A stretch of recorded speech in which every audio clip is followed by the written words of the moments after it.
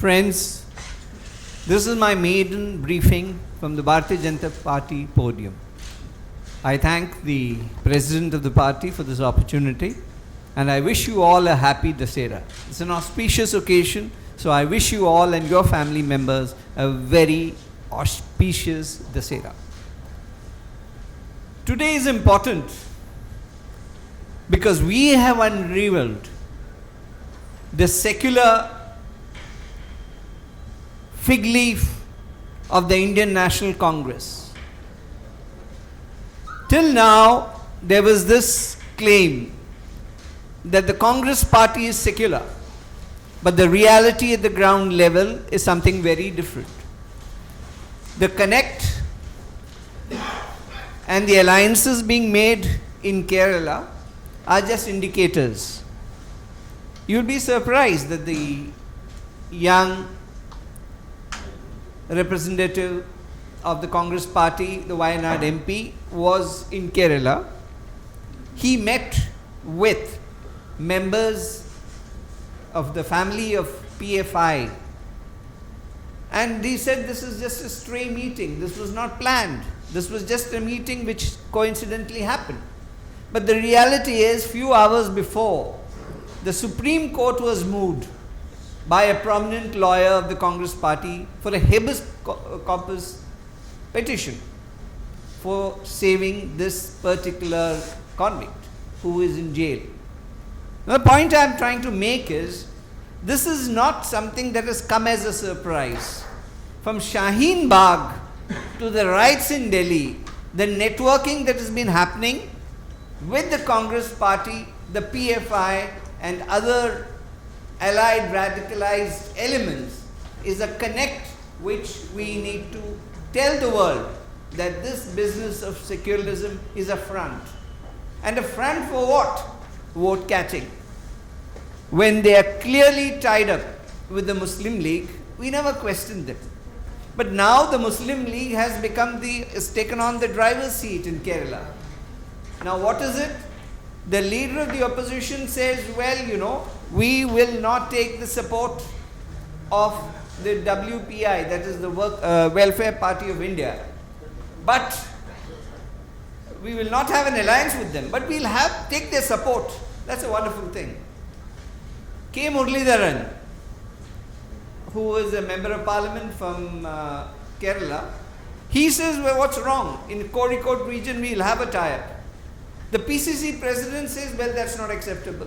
Now, whom to believe? But the reality is, the UDF convener, Mr. Hassan, has been meeting the Jamaat leaders, the entire leadership. That was not a courtesy visit.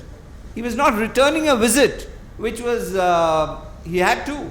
But the reality is, the tie-up is there for everybody to see. There's nothing official about it. But the ground reality is that they have succumbed for power politics. Rahul Gandhi's power politics stands exposed. The new Congress is about radicalization for vote bank. They have done it in Delhi. They tried it in Uttar Pradesh but failed. Bangalore is another instance where where disturbances occurred. Now the reality is, this business of Welfare Party of India is essentially an extension of the Jamia, and they are working together. And what is the Jamaat's main objective? To liberate India through Islam. Now that's a proposition that the Congress party is accepting. My question to the Congress president is she accepting this radicalization to the extent of liberating India through Islam? Is that what she is aiming? Is that the Indian National Congress's aim? There are issues and issues which we can raise, but this issue in Kerala needs to be answered. This is not about just support. This is about an ideological merger. Mukhtarji just now mentioned about the green flags in Wayanad, and that was a surprising element. People wondered what the hell is happening. Congress party contesting, and there's always all the green flags all in town. Not even 10 Congress flags. And now on the driver's seat is the Muslim League. which is directing the entire exercise. I won't be surprised that Muslim League even proposes sharing of chief ministership's post. Half time Congress and half the other time the Muslim League. But this radicalization is what we are worried about. And if this radicalization continues, we have seen it in Bengaluru, we have seen it in Delhi riots, and I want to make another point. Umar Khalid is a well-known name in Delhi and his activities are all well-known. Who is the president of the party, Welfare Party of India? It is none other than Sayyid Qasim Rasool Ilyas. Who is he? He is the father of Umar Khalid. Now the connections are getting obvious. This connection is what is the build-up. This is a family industry of radicalization.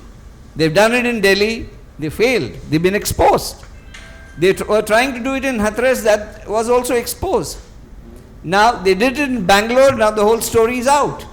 And they are trying that in Kerala, they are trying to use that as a base camp, and all this is being done for what? Vote bank politics. If radicalization is the aim of the Indian National Congress, goodbye to secularism. That is the issue we have raised here today.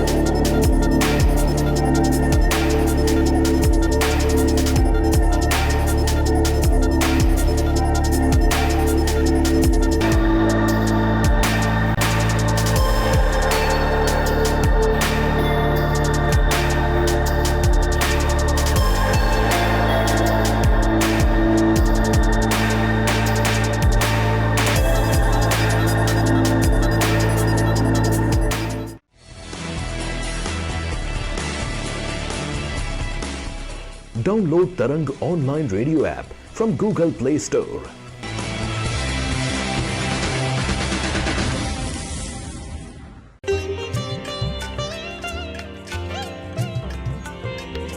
You are listening to Tarang Devotional Online Radio.